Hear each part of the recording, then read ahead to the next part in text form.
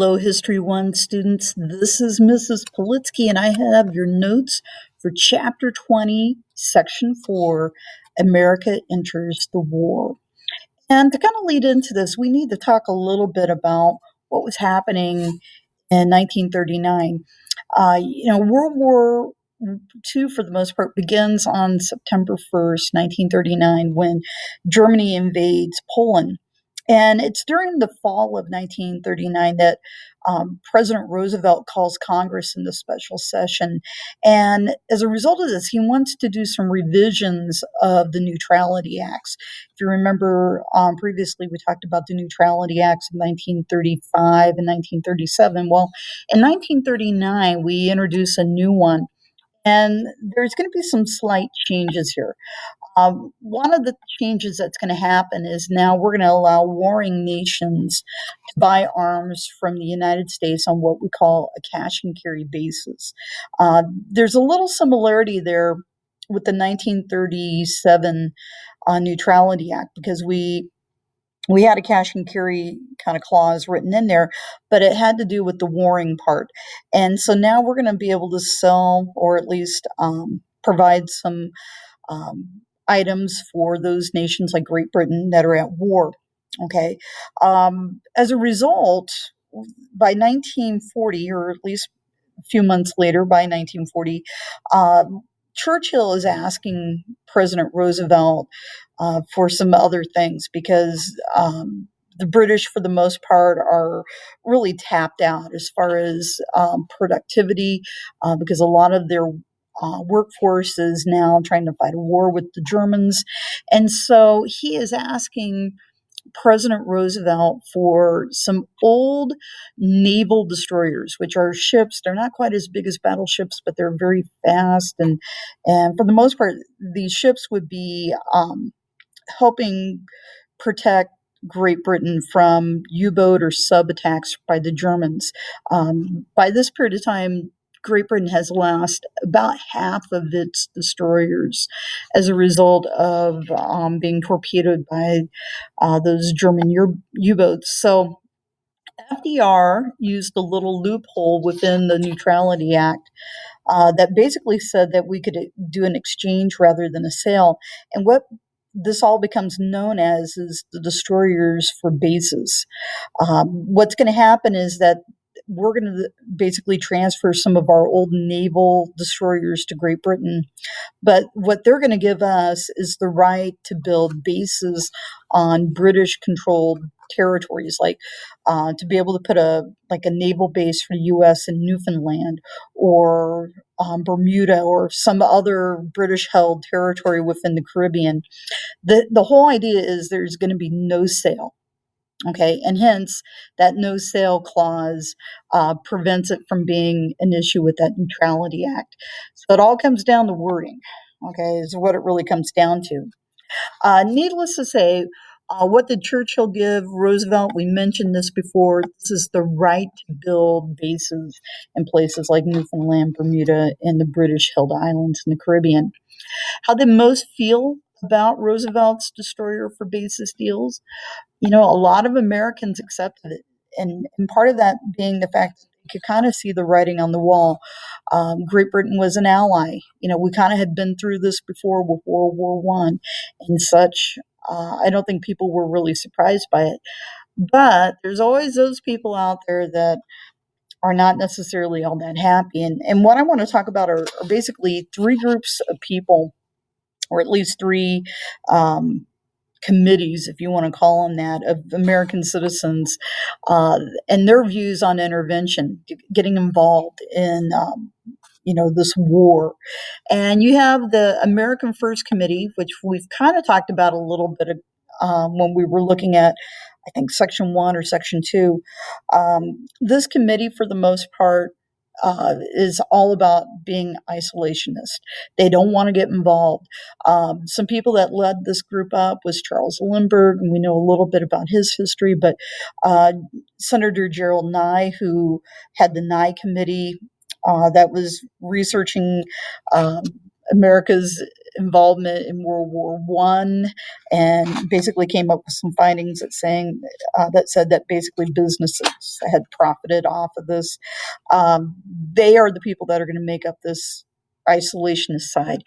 On the far extreme, you have the Fight for Freedom Committee, which basically wanted to repeal all the neutrality acts that we had. They wanted to go and take some kind of action against Germany for what it was doing to the rest of the world. These are people that I would say would be pro-war.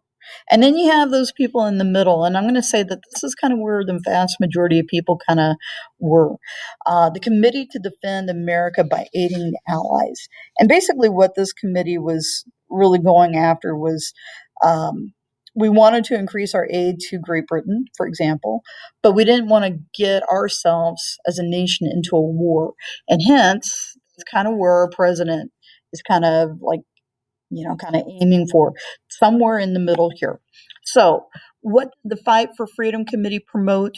As we mentioned just a moment ago, these are people that wanted to repeal all the neutrality laws. They wanted to take a stronger action against Germany. Whereas the America First Committee, with Senator Nye and Charles Lindbergh, they were isolationists. They didn't want to get involved. They that we should just mind our own business.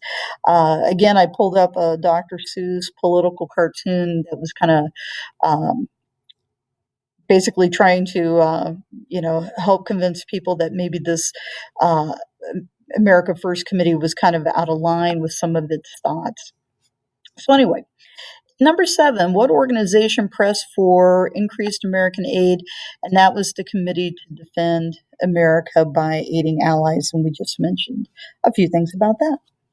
So anyway, one of the things that I do want to mention is 1940 was an election year, and FDR had already served 2 terms, and traditionally, presidents had been following the lead of George Washington by not serving more than 2 terms in the White House. What's interesting is there was nothing really written into the Constitution that said how many years a president could serve. And what ends up happening is we're kind of on the verge of maybe entering into a war. Roosevelt chooses to run for a 3rd term. He's the first president to ever do this. And there were some people that weren't happy about it. Even within the Democratic Party, there were some that were really upset. But he runs against Wendell Willkie, who is a Republican. And some people basically thought it would be best to keep Roosevelt in the White House. You don't change a horse midstream if if you follow into those Western analogies. And some people thought that changing your president midway through a very kind of scary time that we could be entering in was a really bad idea. And so Roosevelt wins, and he serves for a 3rd term. He's going to go on to serve to be elected to a 4th term. Doesn't serve that one completely because he dies while he's in office. All right. Number 9, how did Roosevelt get around the cash and carry requirement of the Neutrality Act when Great Britain ran out of funds? Just so you know, by December of 1940, Great Britain pretty much was broke. And the Lend-Lease Act that we had talked about previously, certainly that was something that was going to help the British as far as getting the things that they needed for the war. And so the Lend-Lease Agreement, for the most part, this allowed the U.S. to send arms to Great Britain. But the deal was they had to promise to return it after the war, or they had to pay rent on the items after the war. Okay, this was, to kind of make everybody happy, but nevertheless, this is how Roosevelt kind of handled it. He went to the people. He basically warned that if Great Britain fell, an unholy alliance of Germany, Japan, and Italy would keep trying to conquer the world, and that the United States should become the great arsenal of democracy. And by helping Great Britain keep fighting, it would make it unnecessary for the United States to go to war. Okay, sounds like a great idea. Also kind of talking about maybe a little bit about this period of time. By June of 1941, Adolf Hitler is really kind of trying his power again. He violates the Nazi Soviet pact, and he goes ahead and he starts an invasion of the Soviet Union.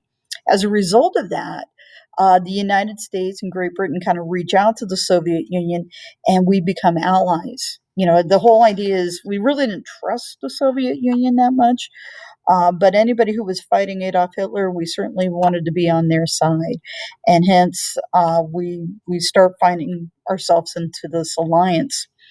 Um, Also, because we're kind of siding with the British and the Russians, the United States now becomes kind of a target itself. FDR, because of some of the things that were kind of already in place. He really couldn't force our U.S. Navy to go out and help protect British ships from U-boat attacks that were happening in the Atlantic. And so he proposes this idea of hemispheric defense zones. And so what is the purpose of this in number 10? This would allow the U.S. to protect British ships that are in the Atlantic while remaining neutral. And basically what it would say is that the western half of the Atlantic Ocean was part of the Western Hemisphere. And as a result of that, it should be neutral. And because it's neutral, the U.S. Navy could be ordered out to protect it. And as we start doing this, we start revealing a lot of the localities of these German submarines. So, in a way, by getting involved, we kind of start making things a little safer for basically ship traffic that's happening within the Atlantic. Okay. Um, in August of 1941, there is going to be a meeting between FDR and Churchill in Newfoundland, and it's going to become known as the Atlantic Charter. This Atlantic Charter is really kind of a wild idea. You got to remember, this is before the United States even is, officially a declared member of the alliance, meaning that we hadn't declared war yet. But it's in this meeting that the vision for the post-World War world is going to take place. And so, what is included in this text? Well, as a result of their agreement, the United States and Great Britain um, basically committed themselves to democracy, non aggression, free trade, economic advancement, and freedom of the seas for the world following the war. And what's interesting is within a period of time, about 17 or 15 other nations are going to sign on to agree with this. And in a way, this kind of becomes kind of our, I guess you could say, our objectives as far as why the United States needs to fight this war, okay, before we're even involved in it. Okay, by the fall of 1941, okay, just within weeks of us being involved in the war as a declared member, we had German U-boats that sunk a U.S. naval ship called the Reuben James, and as a result of that sinking, roughly 115 sailors were killed at sea. Okay, just so you understand, by the time we get into 1941, Roosevelt's basically saying if you see a U-boat to the Navy, that you can go ahead and attack it, even though we're not officially at war with Germany. Okay, so let's talk a little bit about Japan. So we do need to know that the Japanese and the United States had a kind of a stressed relationship for a period of time. And there was an embargo that was eventually placed on Japan starting in July of 1940. And some of this is what we call on strategic materials. This would include things like airplane fuel and scrap metal, but I kind of want to go into a little more detail here as far as what that is here in just a moment. When we decide to put this embargo on, Japan, for the most part, responds by becoming a member of the Tripartite Pact. So, what was Japan's response? They signed an alliance with Germany and Italy, known as the Tripartite Pact. Tripartite Pact, aka the Axis powers. So let's take a look at some reasons why Japan attacked Pearl Harbor. This attack happened in December of 1941, December 7th, and it really comes down to a few things. I mentioned before in July of 1940, we placed an embargo on Japan, scrap iron, steel, oil, airplane fuel, if you want to call it that. Just so you know, at this point in time, the United States was providing Japan 80% of its petroleum. Okay, 80% of its oil. And certainly when you put an embargo on something like that, that really is devastating to them. They're going to have to look, elsewhere for that. A year later, in 1941, the United States froze all of Japan's assets here in the United States. So they had money in banks, property, you name it. They couldn't get access to it. We also sent General Douglas MacArthur, who was kind of a noted general in our military. He had been involved in World War One, had a little encounter there with the bonus army that we had talked a little bit about during the time of the Great Depression, but he is sent to the Philippines. And the whole idea is he's going to go there and he's going to start building up the U.S. troop presence there. Maybe by having a lot of troops in the Philippines, maybe the Japanese would think twice about attacking there.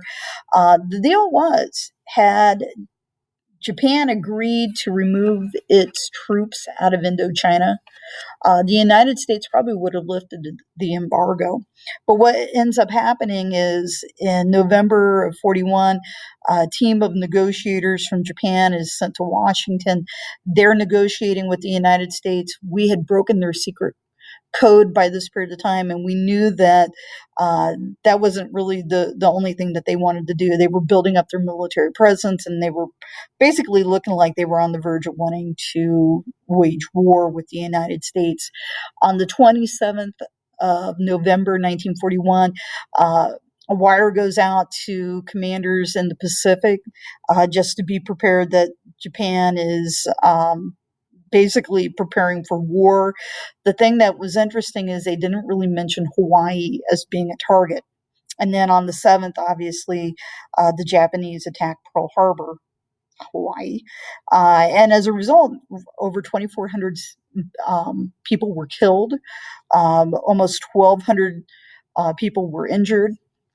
So that leads to a declaration of war on the United States' behalf. We declare war on Japan on December 8th. A few days later, Adolf Hitler is going to decide to declare war on the United States. And so Hitler hoped that Germany's assistance to Japan would lead to Japan's support of Germany in its war, or at least its fight against the Soviet Union. What's interesting is, that fight's going to be there, but it's not going to take on quite the, I guess you could say, the importance or priority as it would when we get to the time after Germany, for the most part, surrenders. And then into the late summer of 1945, then we see that that war between the Soviet Union and Japan kind of get amplified. All right. Thank you very much.